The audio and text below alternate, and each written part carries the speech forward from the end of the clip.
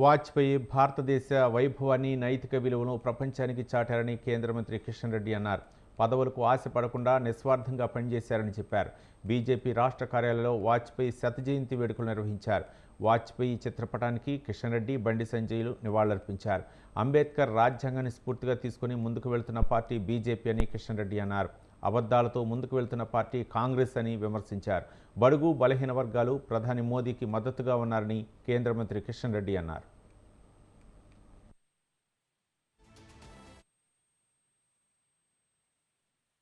యువకులకు వాజ్పేయి గారి జీవితము ఎంతో ఆదర్శమైనటువంటి జీవితం. వారు మరి జనసంఘలో ఉన్నప్పుడు గాని నవ సామ్రాట్గా, యువ హృదయ సామ్రాట్గా ఆయన పేరు తెచ్చుకున్నారు దేశంలో. వాజ్పేయి గారు మీటింగ్ పెడుతున్నారంటే బస్సులు లేకపోతే వెహికల్స్ పెట్టాల్సిన అవసరం లేదు. వేలాది మంది ప్రజలు స్వచ్ఛందంగా వాజ్పేయి గారు ఉపన్యాసం వినడం కోసం దేశంలో ఏ మూలకెళ్ళినా కూడా వచ్చేటువంటి వాళ్ళు. అటువంటి గొప్ప నాయకుడు, ఆదర్శమైనటువంటి వ్యక్తిత్వం కలిగినటువంటి నాయకుడు అటల్ బిహారీ వాజ్పేయి గారు. మనకు తెలుసు వాజ్పేయి గారు ఈ దేశానికి ప్రజాస్వామ్యం ప్రమాదంలో ఉంది, శ్రీమతి ఇందిరాగాంధీ గారు పూర్తిగా నియంత్రిత ధోరణితో వ్యవహరిస్తున్నారన్నప్పుడు ఏ రకంగా జయప్రకాష్ నారాయణ నేతృత్వంలో మరి ఆ రోజు జనసంఘ్ కానీ ఇతర ప్రజా సంస్థలు కానీ కలిసి పనిచేశాయో మనకు తెలుసు. ఈరోజు కాంగ్రెస్ పార్టీ వాళ్ళు మాట్లాడుతూ ఉన్నారు, ప్రజాస్వామ్యం గురించి మాట్లాడుతూ ఉన్నారు. ప్రజాస్వామ్యం గురించి మాట్లాడేటువంటి నైతిక హక్కు కాంగ్రెస్ పార్టీకి లేదు.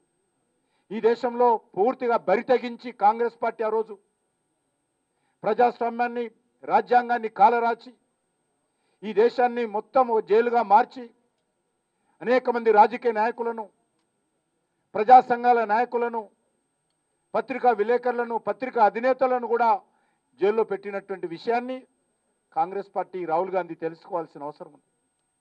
ఈరోజు ప్రజాస్వామ్యం గురించి, రాజ్యాంగం గురించి, డాక్టర్ బాబాసాహెబ్ అంబేద్కర్ గురించి భారతీయ జనతా పార్టీకి వాళ్ళ సర్టిఫికెట్ అవసరం లేదు.